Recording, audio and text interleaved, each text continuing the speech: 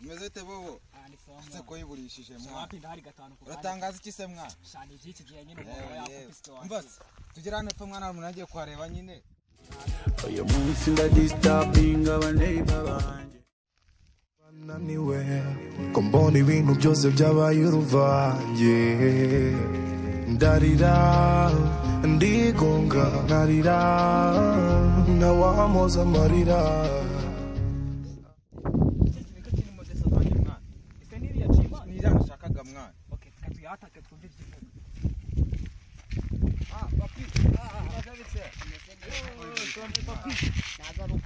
biragenda se mwana seko nta kintu ubu ntangariza mwana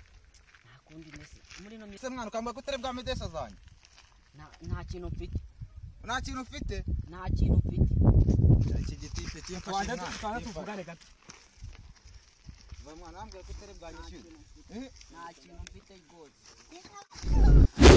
Yesu bombo clap rwose gishaje ndagaswe iki ntabwo umuntu yabura umusenguza se twayabura tu Ihangane rwose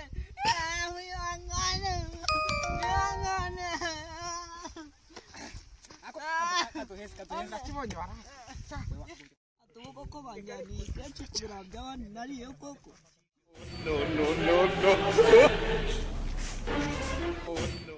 cyaje kubira by'abandi nariye koko bana we ikibazo ino kenshi igiye kugenda bahita mu mafaranga niba ashaka kubamishana cyangwa se nkana leta nyajya abo tuje kure umuntu icyo dufite uko dukora amayacu ino igihe kinina oji man gusa ko urabyumva ni ryacu kabisa twahubwa twagiye tugendesha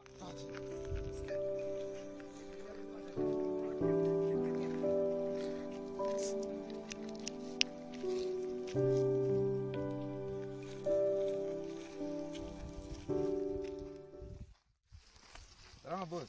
Salam. Meze bite? Sawa. Boss, ko dufite ikechi hano se mwana waduhanga. Ase man no kechi konde bayashaje cyane. Yashaje? Ako boss ikachi urayibona? Uzanikorerwa? Ase buretse mbaze nkubaze. Do boss. Do none bwo yavunika ndagaza. Uraduhanga. Ese buretse mbaze nkubaze. Ino nkweto ndewa imeze nk'urufi.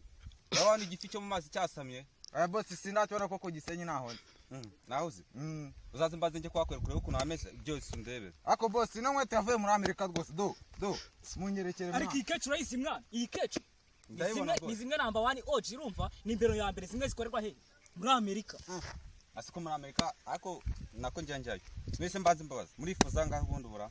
ariko rero urebye ni 80 byonyine nabwo nuko ureba ko yakobotse akantu hano urabibona ko 80. yakobotse akantu nabwo iyi bikiri nzima ni ibihumbi byo 500 80.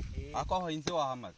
nahamaze ese ngiye mubwiye ko Nose ako nimukifuza. Hejuru no nkweto yabose gutya nushaka amafaranga 80 ariko yose. urugendo nako njya kwizana uraruzi Akuzi ko nabangurisha isambu kugira ngo njye kugura ino nkweto. Basi se boss uraduhanga. Angahe? Tujye mu biciro rwose. Mese boss uraduhanga. Desa yonyine. Ubiki? icyakoza boss kirasenyise Akuzi ko senyisa kugura isanduku wapfuye bakajya kubishyira. Senyisa yakugura isanduku yonyine. Ntabwo nsubiramo. Nimutemera muyafate mujyane ibyaje. akara boss ka tora wishe ko twicuma bamurandikira